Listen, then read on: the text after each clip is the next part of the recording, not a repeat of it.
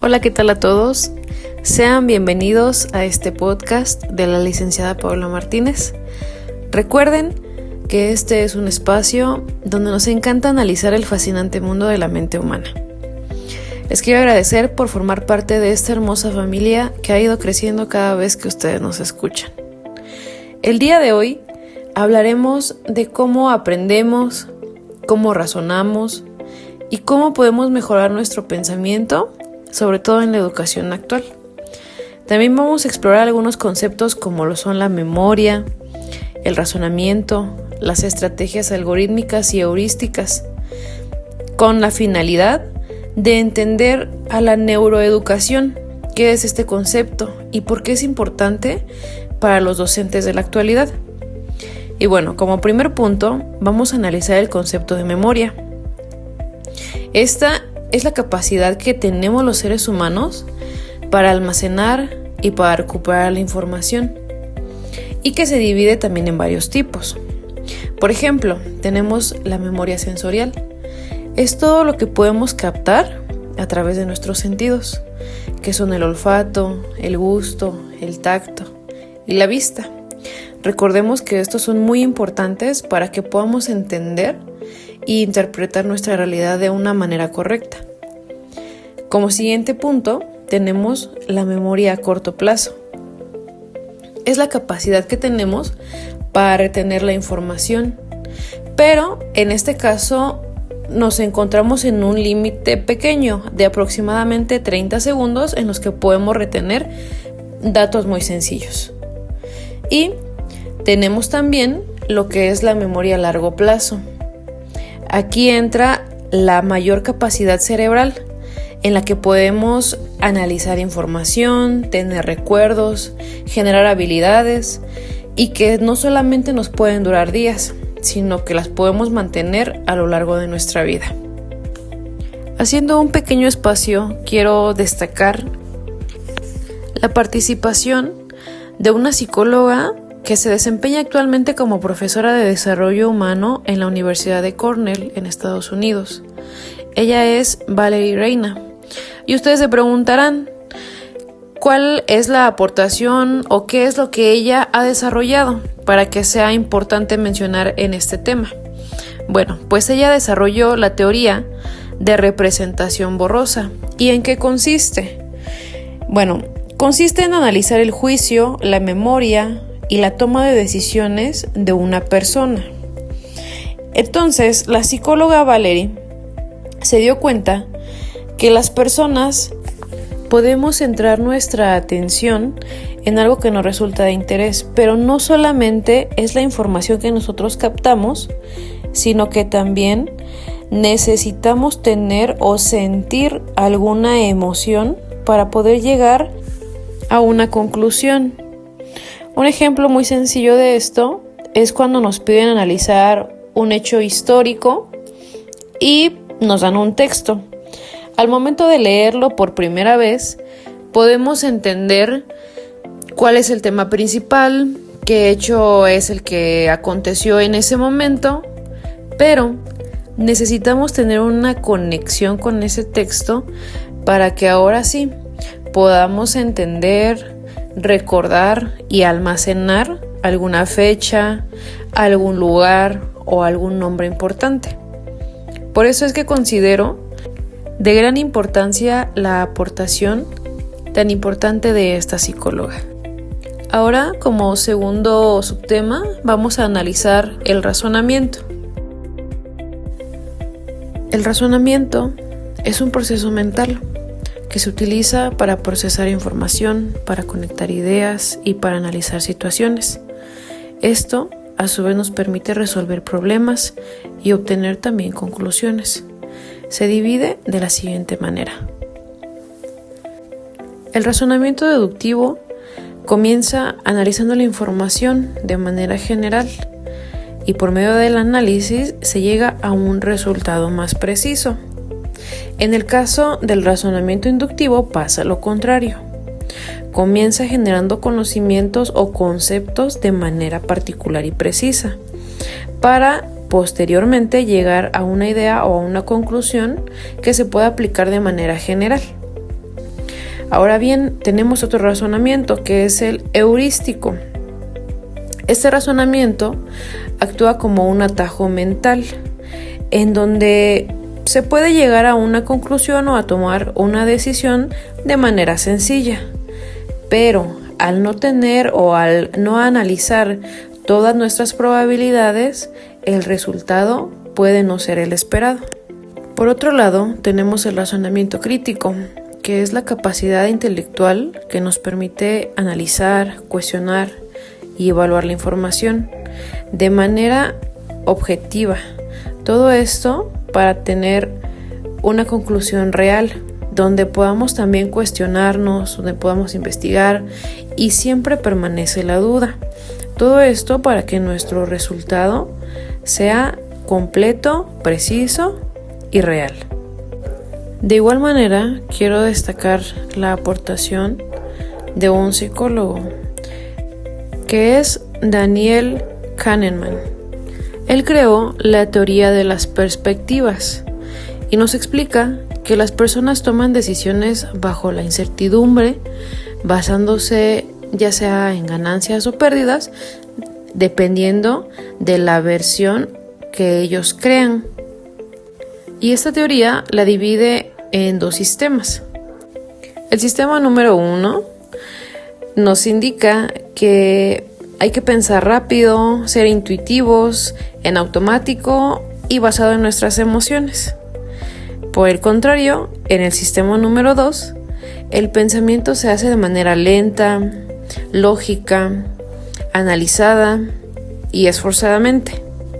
Esta teoría la podemos aplicar en el caso de la economía, de las inversiones, en donde muchas personas apuestan sin tener alguna base, algún conocimiento, simplemente por puro impulso. Y por el contrario, encontramos también a inversionistas que dedican su vida a entender la economía, cuál es el mejor momento para invertir, para comprar, para vender y sobre todo las ganancias que les van a generar. Esto es solamente un ejemplo para poder entender mejor esta teoría. Ahora vamos a continuar con el análisis de la metacognición.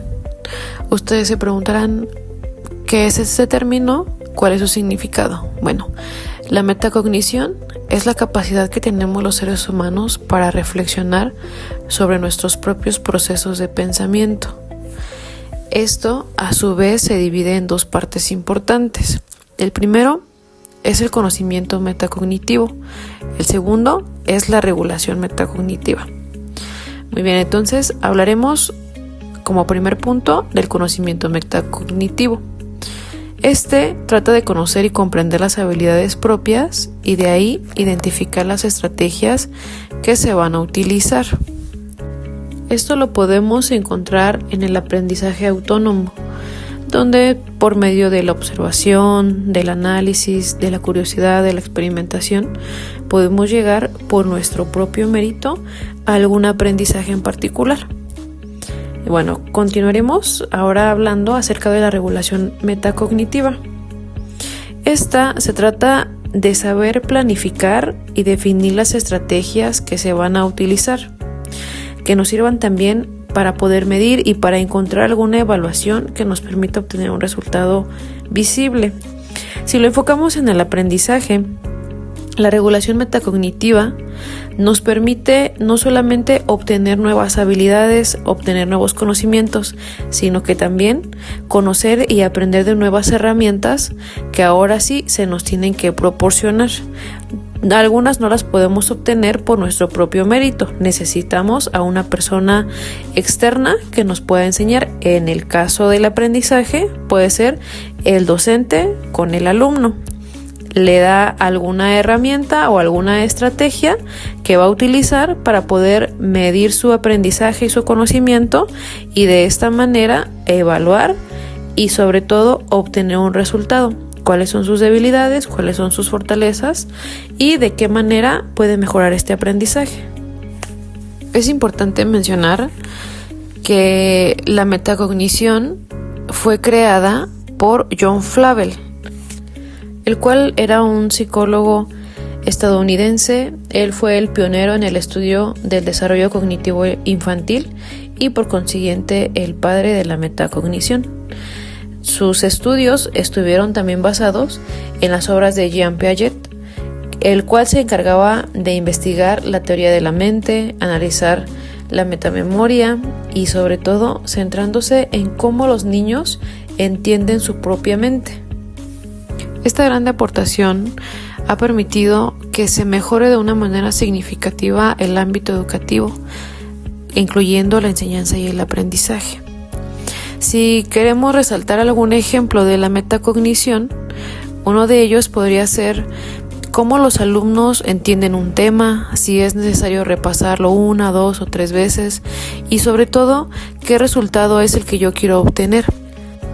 Bien, una vez que entendemos este tema, pasaremos al siguiente. Hablaremos un poco del desarrollo de la memoria y cómo la utilizamos en el aprendizaje y en nuestra vida diaria. Y bien, debemos entender que la memoria comienza a desarrollarse durante la gestación y madura en la infancia y en la adolescencia. A su vez, esta se distribuye en 3 etapas fundamentales. La primera es el registro y la codificación. Aquí la información entra de manera sensorial. Como les explicaba anteriormente, percibimos mediante nuestros sentidos también la información. Y aquí la atención es muy importante para que al momento de recibir información o mensajes podamos interpretarlos y darle un sentido. Como segundo punto tenemos el almacenamiento y la consolidación. Bueno, en este caso la memoria se encarga de mantener la información.